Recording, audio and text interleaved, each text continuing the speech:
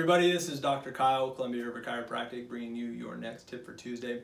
We're going to carry on with our tips this week that have been focusing on common household chores the past couple weeks.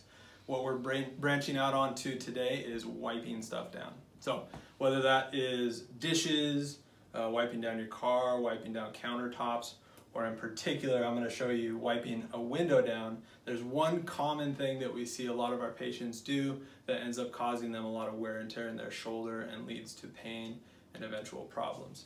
So what we see generally with our patient population is when they're going to wipe down structures, very often they have their elbow away from their side. Maybe there's a little bit of an awkward stress put through their wrist and they're wiping like this, kind of in a circular fashion. Now this in and of itself isn't a problem, but if you do this for long periods of time, it puts a lot of strain on your rotator cuff. So one real easy tip that you can do is start off with your hand in this position and think of rotating it 90 degrees. And what that does, that's going to bring your elbow closer down to your side.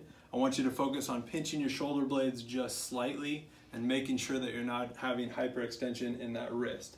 This position allows you to incorporate more of your core musculature as you're wiping around rather than isolating that stress to your shoulder.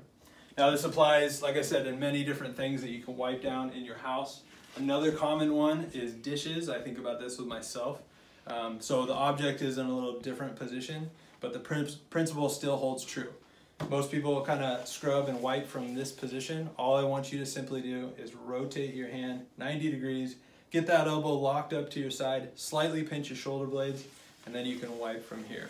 And all that does is just make sure that you're not isolating all of that repetitive stress to your shoulder, your rotator cuff structures, and makes it so you're not making sure that you're not wearing these things down over the course of time.